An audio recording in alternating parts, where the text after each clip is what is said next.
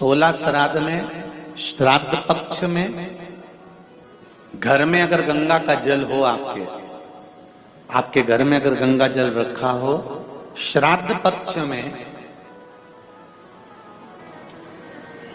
तुलसी के क्यारे के पास में एक छोटी सी कटोरी रखकर घर का कोई भी व्यक्ति, चाहे महिला हो, पुरुष हो, पुत्रवधू हो, बच्चे हों, कोई भी हथेली में गंगा जल लेकर अपने पूर्वजों का स्मरण कर और वो गंगा जल काशी विश्वनाथ के नाम से अपने पूर्वजों का नाम लेकर वो कटोरी में अगर 5 बार या 7 बार छोड़ देता है तो उसके पूर्वजों को पिंडदान और तर्पण की जरूरत नहीं पड़ती, उनको मोक्ष प्राप्त हो जाता है। पहले तो एक बात अच्छे से समझ लो, पितृ मुक्त नहीं होते, उनकी शांति होती है। क्या होती है? जम के बोलो जरा। उनकी शांति होती है। जब आप किसी तीर्थ में स्नान कर रहे हो, जब आप किसी तीर्थ में हो, स्नान कर रहे हो, पुण्य कर रहे हो, सत्कर्म कर रहे हो, भजन कर रहे हो, कीर्तन कर रहे हो, मंत्र जाप कर रहे हो, तो उसका एक अंश, एक भाग हमारे पूर्वजों के खाते में, हमारे पितरों के खाते में जाता है, उनके खाते में पहुंचता है, ये निश्चित है। आपने किसी ब्राह्मण को भोजन कराया, भले आपने पितरों के निमित्त नहीं जिमाया, कोई ब्राह्मण को 1 गिलास पानी पिलाया, भले आपने पितरों के निमित्त नहीं पिलाया, पर आपका एक अंश उसके खाते में चला जाएगा। उससे क्या होगा? पितरों की शांति। और समझ लो, गया जी में पिंडदान कर देने से क्या पितृ मुक्त हो जाते हैं? बद्रीनाथ जाकर कपाल क्रिया करने से क्या पितृ मुक्त हो जाते हैं?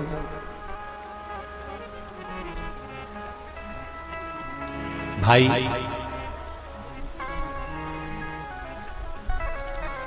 गया जी जाना तो वहां के पंडा जी से पूछना, हम यहाँ पिंडदान कर देंगे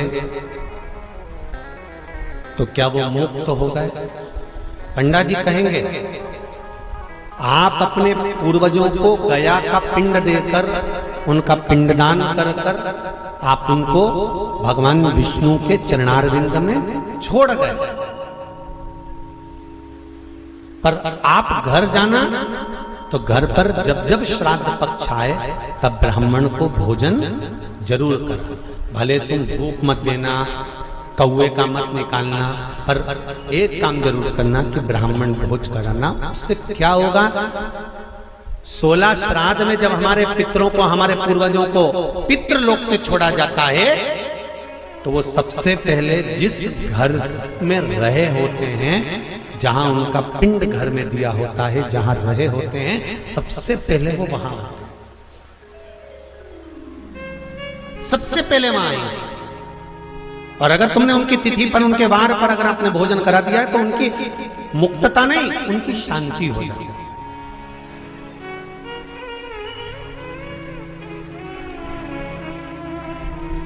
पितरों की मुक्ति कैसे है? उनकी मुक्तता कैसे है? प्रेत योनि की मुक्तता कैसे है? तो कहा, जैसे भगवान का नाम लेने वाला व्यक्ति दूसरा जन्म नहीं पाता, उसी तरह भगवान का जो भजन करते हैं, कीर्तन करते हैं, मंत्र जाप करते हैं, या शिव महापुराण की कथा, राम कथा, भागवत कथा, विष्णु पुराण आदि जितनी भी पुराण हम श्रवण करते हैं, हमारे श्रवण करने का एक भाग हमारे पितरों के खाते में जाता है, तो उस कथा के फल से उनकी मुक्ति हो जाती है, उनकी कथा के फल से मोक्षता।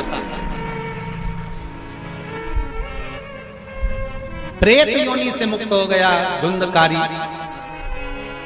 बिंदुक प्रेत योनि से मुक्त हो गया। काय से होगा? शंकर का स्मरण, शिव महापुराण की कथा का रस तत्व ग्रहण करने से, राम कथा भागवत कथा का मात्र स्मरण करने से उससे मुक्तता। लोग कहते हैं ये 16 दिन अच्छे काम नहीं करना चाहिए, 16 दिन ये मत लो, 16 दिन वो मत लो। कौन सी पुराण में लिखा है? एक बार मुझे वो पुराण जरूर बताना कि 16 दिन ये सामान मत खरीदना, 16 दिन ये चीज मत लेना।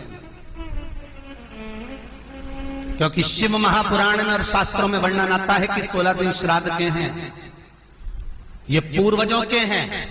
आप पूर्वजों का नाम लेकर अपने पितरों का स्मरण कर कर तुम्हारी मर्जी पड़े वो खरीदो, तुम्हारी मर्जी पड़े वो ला, पर सबसे पहले उन पूर्वजों को सम्मान पूर्वक वो वस्तु समर्पित कर दो कि आपकी है, आपको संभालना है, आपने दी है, आपके द्वारा आई है। पूर्वज खुश होंगे। तुम्हें बढ़ता हुआ देखकर तो पितर खुद आशीर्वाद देते हैं। कौन माँ होगी जो अपने बच्चे को बद्दुआ देगी? कौन पिता होगा जो अपने बच्चों को बद्दुआ देगा? अगर माता पिता अपने बेटे को गाली भी देते हैं, बद्दुआ भी देते हैं, तो बाद में रोते हैं, आंख में से आंसू निकलती है। एक माँ अपने बेटे को चिल्ला देती है तो बाद में रोती है। अगर माँ अपने बच्चों पर हाथ उठा देती है तो बाद में रोती है। तो क्या मरने के बाद पितर तुमको बद्दुआ देंगे? नहीं, पितर आशीर्वाद देते, बस इतना जरूर कहते हैं कि मैं छोड़ कर गया था रे, मैं तुझे देकर गया था रे, मुझे भूल क्यों गया? तू थोड़ा देता क्यों नहीं है? मेरे को अन्न का भाग देता क्यों नहीं है? बस वो याद करते हैं, वो आपसे मांगने की, क्योंकि आप उसके पुत्र हो, आप उसकी संतान हो, आप उसके वंश के हो, आपसे ललकता है उसको, किसी दूसरे से नहीं।